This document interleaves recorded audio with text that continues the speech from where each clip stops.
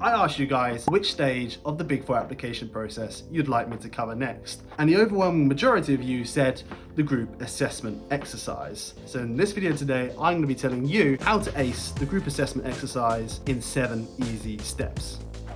And this is not only applicable for the Big Four. So if you stumbled upon here thinking, it's Big Four, it's accountancy or consulting or tax, it's not for me, tips I'll be giving you here are applicable across all graduate schemes. You'll probably be asking, so why should I be seeking advice from you, James? What do you know? And it's a good question. But I've worked at the Big Four now for the past 3.5 years. Part of that time, I've actually been involved in the group assessment exercises. So I've been one of those people that, has sat there and watched these exercises occurring, given marks and given feedback. So I have that insider knowledge in terms of what the Big Four in particular are looking for in their graduates and potential applicants. So I want to share that information with you to make sure you're kind of succeeding in getting these jobs. Sounds good, right?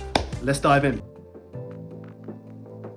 There'll be 4 or 5 of you in this kind of group assessment environment, and how it works is you'll be given a business case. For example, a failing company and how you turn them around, maybe trying to enter a new market or trying to even exit a market, those kind of scenarios. You'll either be given an individual solution that only you read and you'll have to present to the group and try and convince them that your solution is the best, or you'll be given kind of all the solutions and decide as a group which one to go ahead with. The solution itself doesn't actually matter.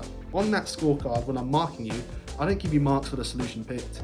I give you marks for the process you've gone through. It's kind of like your GCSE or A-level exams when you get marks for working out marks or calculation marks or whatever they're called. The process is really focused around assessing several areas. First, your leadership capabilities, your team working capabilities, and how effective you are at communicating. And these tips we'll go through over the course of the video hits all 3 of those aspects.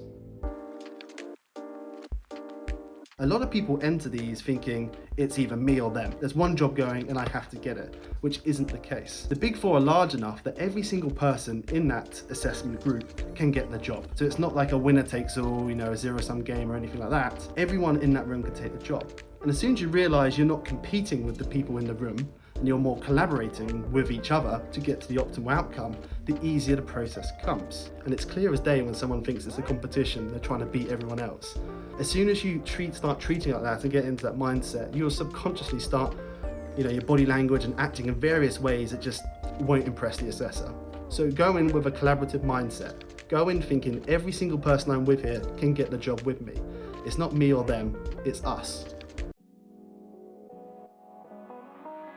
One of the most common things people do, and it's related to that competition point I mentioned before, is overpower. Always be someone that tries to jump in right at the start to assert themselves as a leader. They want to be the leader, they want to get the first word in, might try and speak over people or dominate the conversation. And as soon as you do anything like that, honestly, it's an X. It's just, you're not the type of person we're looking for. Trying to assert yourself as that type of leader is a really antique way of looking at leadership. You have to be the loud, powerful one that's always saying stuff first. Leadership isn't about being the first one to say something, dominating the conversation, overpowering. It's essentially about empowering the team around you to come to a solution effectively. And if that's, sitting back and guiding the conversation indirectly, that's more effective than overpowering the conversation. If you overpower, you dominate, you talk over, it's just not going to come across well. So don't do any of that. And part of success within these group assessment exercises is being an effective communicator. And this doesn't mean, having the confidence to be a great public speaker or being one of the great orators of our time. It's just simple stuff. For example, using people's names. It's about body language, leaning into the conversation, sitting up straight and not kind of slouching or looking disengaged. It's about eye contact with the individual who is talking. A key element here is also the ability to summarize. You'll be given a hell of a lot of information in the solution. All that information, be able to summarize it into a couple of key points and deliver that effectively to the group in a really convincing and influencing way. And the way I would recommend you communicate in these situations is based on the model in Start With Why. And this is a fantastic book for anyone that's looking to improve communication effectiveness and influence. And there'll be a link down in the description. For example, in my group assessment exercise, it was about an airline business that was failing. It was losing a hell of a lot of money and kind of what was the best way to turn that company around. A lot of people communicate in a way that's focused on what, how, and why. The book actually recommends you reverse that way. You start with why, how, and then end with what. So I'll give you an example. My solution was all about increasing marketing expenditure. We're going to increase marketing expenditure to get more people through the door. We're going to advertise on Facebook and Twitter and various other social media, and this will hopefully save our business. And there's nothing particularly wrong with it, but it's at the same time not that inspiring or influencing. It's not, you haven't generated much buy-in to it. So if you turn it around, start with your why. The business is really suffering recently because we're just not getting enough people through the door, which is affecting our revenue and ultimately our profitability. We need to reach more customers. We need to get more customers aware of our airline and what we offer and the service and the value that we can provide them with. So what my solution therefore is that we increase our marketing expenditure across social media platforms so we can reach more customers. This might not sound too different between those two styles, but it really is a useful framework in how to deliver kind of more effective, more influential communication. Don't be someone you're not. If you're a shy and introverted person, fine.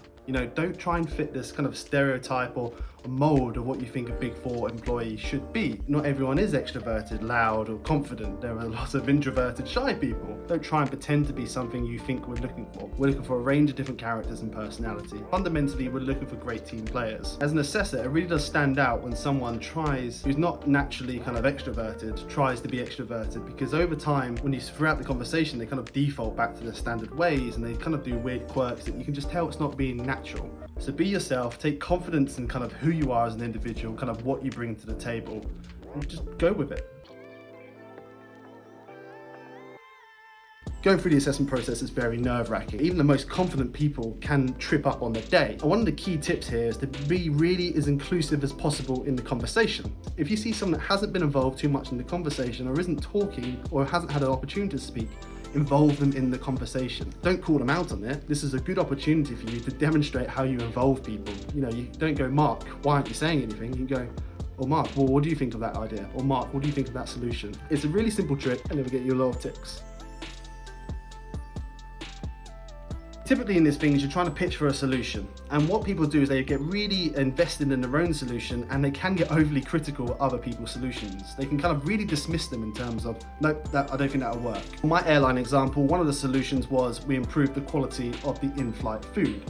Rather than going, no, I don't like that idea, it sounds ridiculous. People don't really care about in-flight food on short-haul trips. It's gonna make no difference. Approach it in terms of, well, it's an interesting solution and it definitely will help kind of people's perception of quality. But I think from reading the data here, the issue is actually trying to attract customers to our brand. It looks like they're not really aware of our brand as a whole. And I don't think improving the quality of the in-flight food will necessarily improve that. You're basically saying the same thing in two very different ways. And it's fine to criticize other solutions or other ideas, but you've got to make sure you're doing it in a collaborative way. You can't just go, nah, I don't like that idea, it won't work. You've got to bring something to the table. This is a very basic one, but it is very key. I'd recommend you establish roles within the team when you start. For example, the activity is typically timed. You might have 15 or 20 minutes or so. So having someone check the watch, make sure you're not running over time. Having someone chair the conversation, make sure everyone's having a say. Having those set roles and responsibilities will really help, because otherwise everyone will try and do the same task and it just gets a bit inefficient. And setting these clear roles and expectations will really demonstrate to the assessors that you're working as a team to meet that objective. So I hope you found that video useful. These tips may sound pretty simple, but honestly, if you demonstrated those seven or so different tips, you would get ticks, and more than likely than not, you would get the job. It'd be great to hear from you that have been through the process, kind of what your tips, so leave those down in the comments. If you're interested in any more kind of Big Four insider knowledge, productivity, personal finance, or any general careers advice, check out my channel. Until next time.